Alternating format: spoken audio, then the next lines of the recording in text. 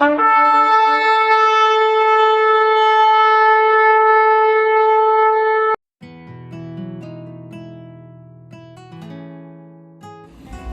alaikum saudaraku, bertemu kembali di Joseph Stories. Dan kali ini topik pembahasan kita adalah kemurtatan yang besar. Kemurtatan dari bahasa Yunani apostasia berarti penentangan dan penolakan untuk mengikuti atau patuh atau setia pada iman Kristen.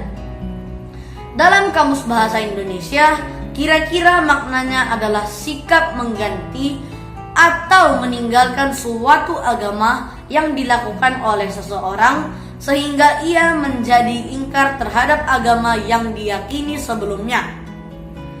Dalam hal ini, seseorang yang dulunya beragama A kemudian meninggalkan agama A dan menjadi penganut agama B. Namun bisa juga status tetap beragama A, tetapi sesungguhnya sudah tidak percaya dengan doktrin agamanya tersebut. Kita membahas topik ini sehubungan merupakan seri ajaran dalam akhir zaman. Jadi saudaraku, murtad yang besar ini adalah salah satu bagian dari seri pengajaran akhir zaman. Kemurtatan ini bisa kita temukan pada 2 Tesalonika 2 ayat 3 yang bunyinya, "Janganlah kamu memberi dirimu disesatkan orang dengan cara yang bagaimanapun juga. Sebab sebelum hari itu haruslah datang dahulu murtad dan haruslah dinyatakan dahulu manusia durhaka yang harus binasa." Jadi sebelum hari itu, yakni peristiwa pengangkatan orang percaya terjadi, akan ada kemurtatan besar. Apakah saudara masih mengingat orang-orang ini? Yaitu Mike Tyson, Sinead O'Connor, dan yang terbaru adalah Clarence Seedorf.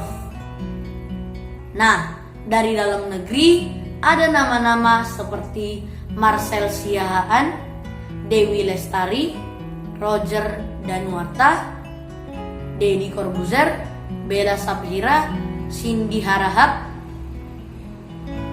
Tere, Angelina Sodak, dan yang terakhir Nania Idol atau Idol, yang dulu Muslim pindah ke Kristen dan balik lagi ke Muslim. Jadi bila saya sebut satu persatu bisa menjadi sebuah buku. Belum lagi kalau saya hitung termasuk orang biasa dan yang di kampung-kampung. Sebenarnya mereka berpindah keyakinan dari Kristen tidak hanya menuju satu agama saja, namun juga ke agama-agama yang lain. Oke, mari kita melihat berbagai alasan mengapa orang-orang tersebut murtad. Yang pertama adalah agama Kristen tidak masuk akal. Karena masa Tuhan bisa mati katanya. Yang kedua adalah karena pasangan hidupnya, yaitu mengikuti agama pacarnya.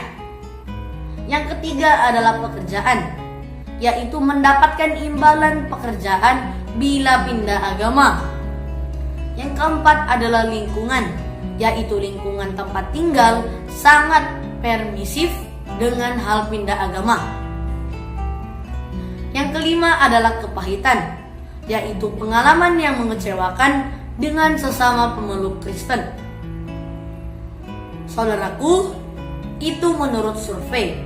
Kalau menurut saya, memang dari awal mereka itu bukanlah Kristen atau pengikut Kristus. Bukan orang yang percaya bahwa Kristus telah menebus dosa mereka di Bukit Golgota 2000 tahun yang lalu. Iman mereka selama Kristen bukanlah dari Tuhan, namun hanya bersumber dari keluarga yang diwariskan kepadanya sebagai penganut Kristen. Coba kalian bandingkan dengan gambar di bawah ini. Kaum Kristen Coptik Mesir yang mendapat perlakuan ini, apa mereka langsung tiba-tiba pindah agama? Mari kita baca Yudas 1 ayat 4. Demikianlah firman Tuhan. Sebab ternyata ada orang tertentu yang telah masuk menyelusup di tengah-tengah kamu, yaitu orang-orang yang telah lama ditentukan untuk dihukum. Mereka adalah orang-orang yang fasik, yang menyalahgunakan kasih karunia Allah kita untuk melampiaskan hawa nafsu mereka, dan yang menyangkal satu-satunya penguasa dan Tuhan kita, Yesus Kristus. Dari ayat ini, kita mengetahui bahwa fenomena murtad ini sudah dari dulu. Bahkan Yudas sudah memperingatkannya. Oh ya, di sini maksudnya Yudas saudara Yakobus ya, bukan Yudas Iskariot. Faktanya, kitab suci mengatakan kemurtatan hanya akan bertambah buruk menjelang kedatangan Kristus. Buka Alkitabmu pada buku Matius 24 ayat 10. Pada waktu itu, yaitu akhir zaman, banyak orang akan murtad dan akan saling menyerahkan dan saling membenci. Sudah seharusnya tokoh gereja dalam memimpin gereja perlu dipimpin Roh Kudus dan menjadi garam dan terang bagi jemaat, sehingga tidak semakin banyak jemaat yang tersesat dalam perjalanan hidupnya.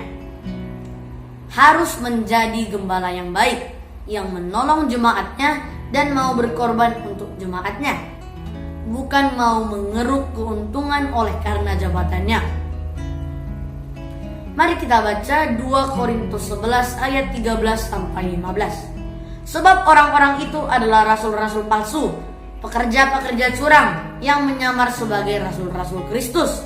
Hal itu tidak usah mengherankan, sebab iblis pun menyamar sebagai malaikat terang.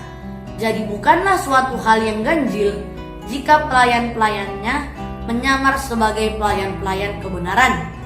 Kesudahan mereka akan setimpal dengan perbuatan mereka. Rasul Paulus juga berbicara tentang perilaku orang-orang murtad yang nampaknya menyenangkan, seperti gambar ini. Saudaraku, jadi kalian harus jeli melihat.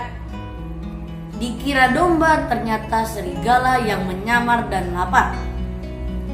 Oleh karena itu saudaraku, watch and pray. Waspada dan berdoa.